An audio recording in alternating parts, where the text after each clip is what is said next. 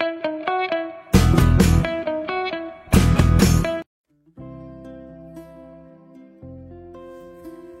assalamualaikum warahmatullahi wabarakatuh. Jumpa lagi bersama saya, ahli gizi sehat. Mudah-mudahan hari ini pemirsa dalam keadaan sehat, amin ya rabbal alamin.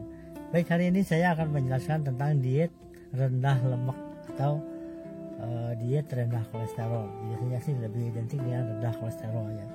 Nah, siapa saja sih yang menggunakan diet ini? Baik, sebelum saya lanjutkan, jangan lupa selalu ikuti ahli gizi sehat ya. Ahli gizi sehat juga ada di Facebook dan juga di YouTube. Baik, orang-orang yang mengalami kenaikan kadar kolesterol darah atau hiperkolesterolemia itu perlu menjalankan diet rendah kolesterol. Nah, kolesterol sebenarnya normalnya di dalam tubuh kita kurang lebih sekitar 200 mg per dl. Jadi kalau sudah melewati batas itu, sebaiknya Anda mengurangi kolesterol darah Anda. Ada beberapa penyebab sebenarnya kenapa kolesterol darah kita meningkat. Pertama, penyebabnya adalah karena konsumsi pola makan yang salah ya. Terlalu banyak mengkonsumsi bahan makanan yang tinggi kolesterol. Oleh karena itu, diet yang paling baik untuk orang yang hiperkolesterolemia atau mereka yang kelebihan kadar kolesterol darah adalah sebagai berikut. Pertama, mereka harus melakukan berat badan yang ideal. Artinya jangan sampai berat badan Anda melebihi ideal, karena ini juga mempengaruhi kadar lemak tubuh ya. Berat badan ideal bisa digunakan dengan menggunakan IMT atau indeks massa tubuh, di mana kita bisa menghasilkan berat badan per TB kuadrat ya. Jadi dibagikan nanti hasilnya antara 17 sampai dengan 25. Jadi antara itu kalau Anda juga bisa menggunakan berbagai sumber yang lain tentang berat badan ideal. Nah, Anda yang mempunyai kelebihan berat badan sebaiknya menurunkan atau jangan sampai Anda kegemukan, karena memang kegemukan juga disebabkan oleh beberapa faktor. Salah satu penyebab dari kegemukan adalah banyak makan, di mana orang-orang gemuk juga cenderung mengalami kadar kolesterolnya naik ya. Oke, pertahankan berat badan ideal bagi Anda yang sudah ideal ya. Kurangi mengkonsumsi bahan makanan yang tinggi energi, misalnya gula ya, nasi dan lain-lain yang berlebih. Justru perbanyak bahan makanan yang mengandung serat.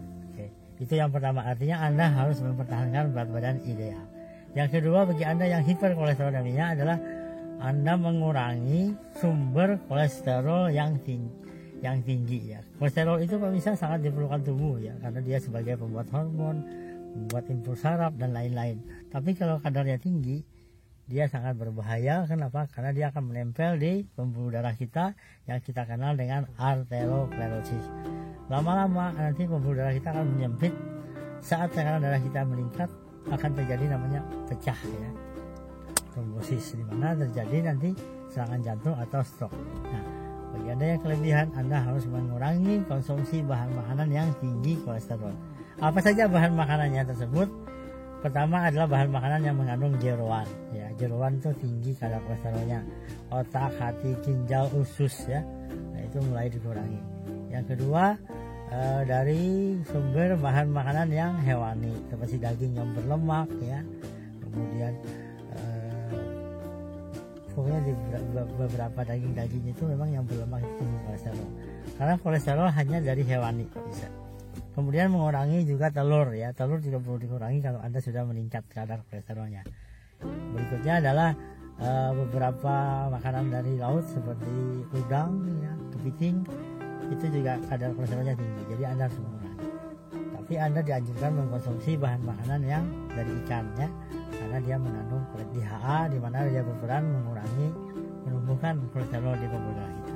Baik, itu yang kedua. Yang ketiga adalah memperbanyak mengkonsumsi serat ya, karena serat ada larut air, ada larut lemak, di mana yang larut air dia akan mempermudah kita BAB, tapi yang larut lemak dia akan melarutkan lemak-lemak jahat ya, sehingga kadar kolesterol kita bisa menurun.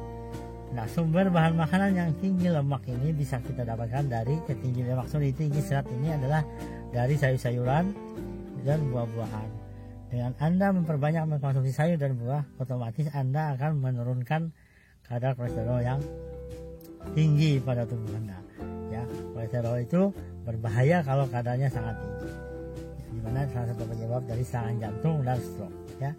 Nah itu yang ketiga. Yang keempat adalah perbanyak mengkonsumsi minuman air putih ya, karena dia memperbaiki metabolisme tubuh, sehingga metabolisme tubuh termasuk metabolisme lemak akan menjadi lebih bagus ya. Berikutnya, di beberapa penelitian juga menunjukkan bahwa konsumsi probiotik juga bisa menurunkan kolesterol. Anda bisa mengkonsumsi bahan makanan dari bakteri-bakteri yang baik dari hasil fermentasi dari susu ya. Saya sudah jelaskan kemarin, produknya banyak ya.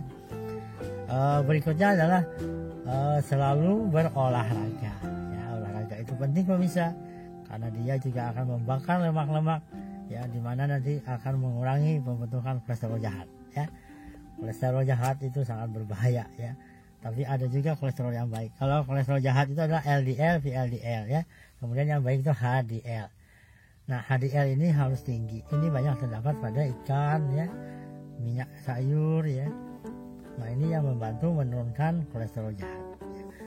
Jangan sampai Anda kelebihan kolesterol, jadi Anda harus mengurangi konsumsi kolesterol.